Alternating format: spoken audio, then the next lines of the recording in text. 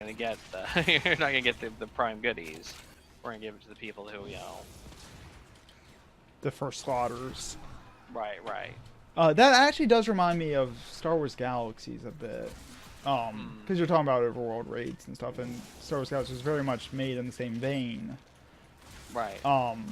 But it made me think of Death Watch Bunker, which was like the only true raid in the base game Right. that I can think of. And the Death Watch Bunker was how you got the super hard stuff. Mm, You'd go in there and you'd fight the Black Sun faction, and mm, all Black Sun NPCs have a chance of dropping jetpack components. mm-hmm. And the jetpack was the absolute rarest and most versatile mount in the game. Mm, And also you had to use Death Watch Bunker to make Mandalorian armor, which was Boba Fett's armor. right, right. Which again, super prestige armor. But it was only wearable by bounty hunters, I want to say, which I mean, kind of makes sense. Right. And this is where Death Watch Bunker is hard. Like you could go in with a full, combat group and just kill stuff, and that was hard alone.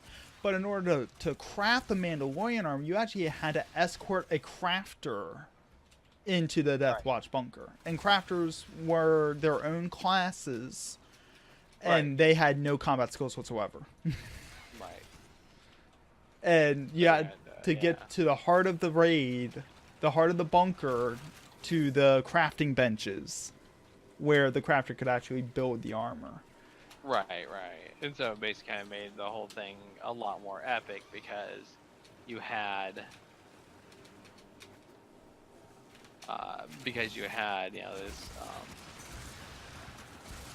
essentially that's a very social experience. You kind of organizing it and cooperating, coordinating.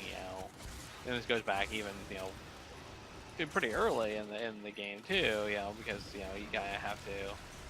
Someone has to be the crafter or have a crafter role or whatnot.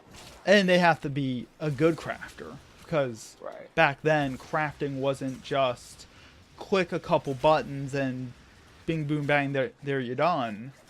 It was a process, a menu, like there'd be mini games practically where you had to prototype the item and have all the right stats to do it, and get your entertainer buff and have the right food buff, and then you'd have to reverse engineer it to refine the stat values. It was a process, and if you had a bad crafter, that's a waste of materials that you just spent hundreds of millions of credits on. Right, right. Or even if the crafter just simply got unlucky and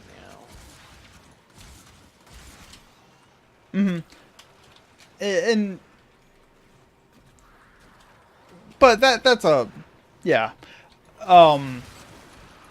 So one of the things that I do notice with more modern MMOs though is that they tend to be a little less sociable. Like they almost have antisocial facilities. I mean, it's somewhat. I mean, like the For the sake of convenience, I think would be the yeah. I mean, this is the. I mean, this kind of goes back to what I was talking about when we talked about the Bartle groups. It's like the modern MMOs have this complete fixation on the achiever, and so like a lot of the game design is how can we emphasize achievement better in this game. And how can we cater to achievers? And this comes through in efficiency. Like how can we present the player with efficient ways to accomplish their goals? and expect them to expect them to basically kind of like to go and How to get their follow up on loots these. better. Right. Get the loot better, get levels better. Yeah, like whatever it is they need to do in order to kind of demonstrate mastery of the game, including preparing for raids. That's what the game kind of focuses on. Focus on giving to the player so that the achiever.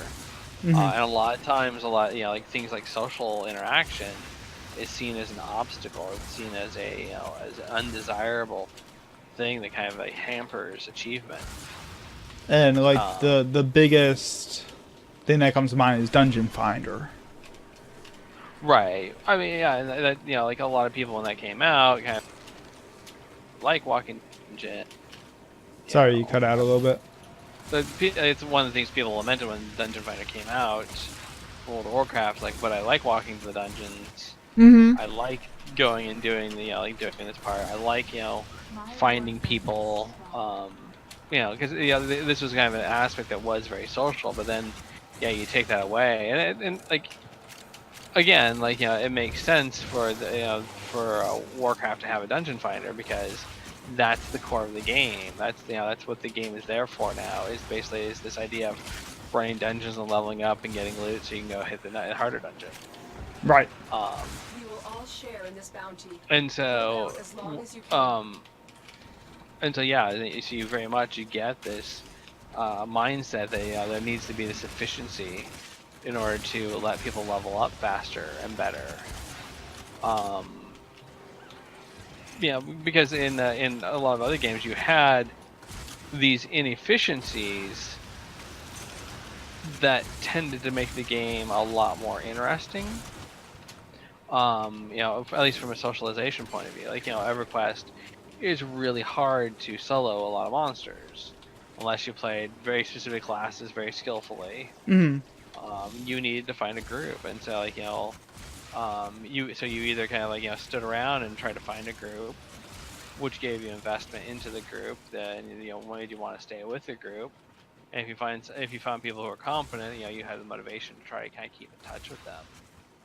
So that next time you're on, it's like, oh hey, it's Bob. I remember Bob. Bob is really good. I'm gonna see if Bob is around and wants to help. Yeah, and then there's the whole like, oh, we need a healer for our group. Hey, does anyone know a healer? Yeah, I know this guy. He was great last night. Let me see if he's on. Right. I mean, you still get a little bit of that, obviously. Like I still get that in Final Fantasy 14. I actually just had that in PlanetSide 2. I don't romanticize that at all. Having played Final Fantasy 11 and sat trying to find a group for, I think, 12 hours one time. Oh yeah, I'll totally agree with that mean, side too. I think it's less about romanticizing it, more about understanding that there was some benefit to it, despite the pain.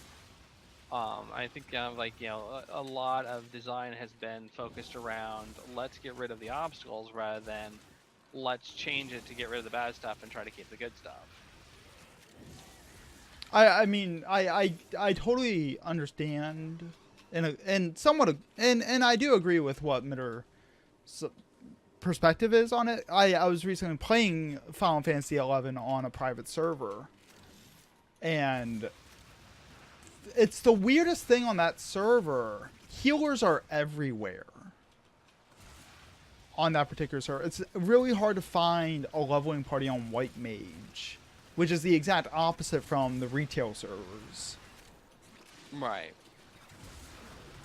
And when I'm on that server, it can take me a couple of hours to actually find a group, and then that group can suck and just be a waste of time. Right. I wonder if there's kind of more of a mindset of like people being more used to MMOs, being willing to heal more, and kind of the conventional wisdom being that healers are the rare component for the group. So if I play a healer, I'm going to have an easier time getting groups. I think you're right on that to some degree. That server does allow dual boxing. So someone can play their main character and then have a Pocket healer, basically. pocket healer. Yeah, I think that is what has a lot to do with it. I can see that. But going back to Mitternach's point, which I think is important, like, like a lot of discussions kind of like boil down to this, like somebody kind of accusing other people of trying to romanticize sitting around for hours on end trying to find a group, and then being very committed, basically sticking with that group no matter what, like because I just spent 3 hours trying to find a group, by the gods, I'm gonna get the most out of it I can.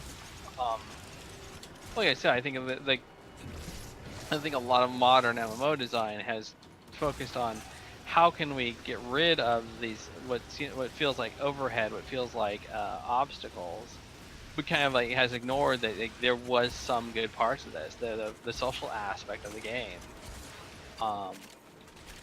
was really kind of what kept it going. I mean, even now, EverQuest 1 is, I mean, like when Daybreak Games took over, like they didn't close EverQuest 1 down because it wasn't performing. They canceled a lot of other projects, but not EverQuest 1. And so like a game that old obviously has some kind of longevity because it isn't the graphics and it isn't the old style gameplay. I would argue that a lot of it is the social component of it. Like people basically have made such deep social connections in the game because of the way the game was in the early The more days. successful we will be. Yeah, and same thing with 11. Right. And so, and like I'm not saying that EverQuest 1 is not is nowhere near as popular as or Final Fantasy 11 is nowhere near as popular as World of Warcraft is, obviously. But I think like looking at these mechanics and trying to understand what these mechanics did well and poorly, and then try to kind of like reverse engineer it and say, okay, can we get these connections? Can we do things to facilitate the social connections without it taking 3 hours to find a group in order to go grind monsters? Because I'll fully admit, like, no, I would not play that game myself. Like, I love socialization, but no, Although I will say it is interesting using the World of Warcraft example. I need to fix my bots. The high end dungeons, the high end current dungeons, Mythic Plus, as they're called, do not have a dungeon finder system. They run off of a party, like the Final Fantasy 14 party finder system, where you kind of list yourself on a list and people have to manually be like, I want to join your party. right.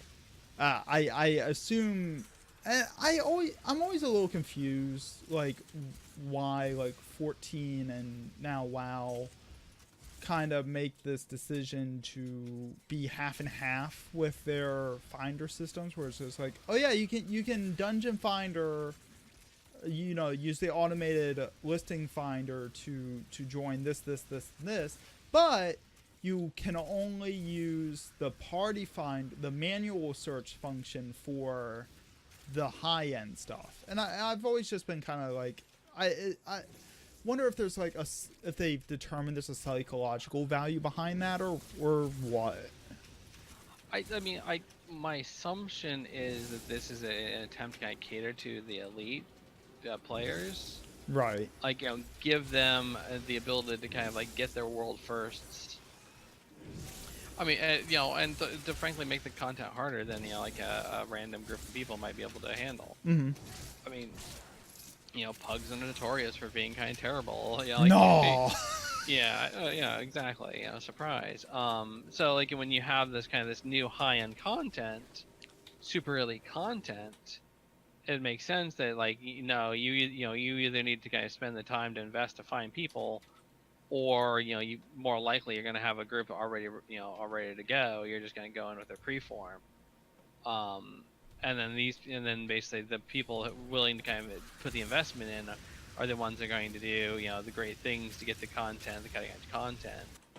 Because usually, like in 14, like they'll open it up to the raid finder once they kind of nerf it and they start giving people echo. As far as I know, so Yeah, it's usually like 3 months after it's been released. right. And for people who don't play Final Fantasy 14, the echo is basically the little in-game explanation for why your character is so special. And it manifests in that you increase it'll increase the amount of damage and hit points and healing you do. Oh yeah, WoW does that too now. So, Oh yeah, I forget what the buff's called. I think it's heroism. right.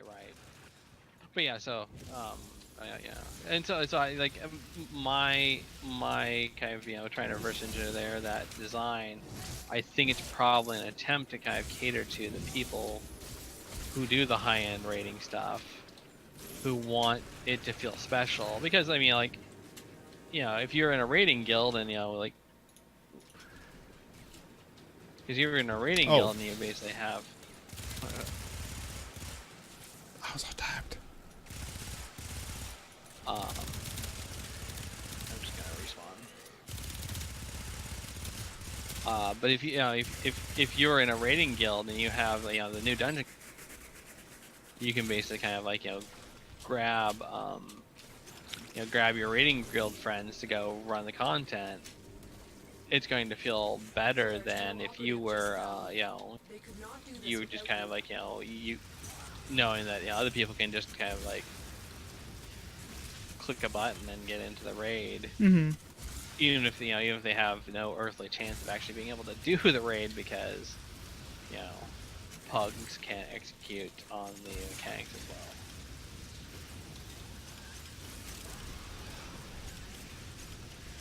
So it kind of gives a little bit of prestige to the people, and there's a lot of the rating is generally catered to for two reasons, because these are your hardcore 1% word of mouth people who spread the game word of mouth. And the other thing is too is it's basically what's called aspirational. Like people will see the raiders walking around in the raid gear and being all cool and being all flashy with their stuff, and people are like, oh, I want to be like that when I grow up. Right. And raiders don't pay anything more per month than other people do, but they're gonna potentially play the game much longer because they have that connect. Because raiding itself is a very social activity. Mm-hmm. But social in a way that raiders have accepted. Thanks for watching. We do the podcast every Tuesday at 8 p.m. Eastern on Twitch. Come hang out with us there.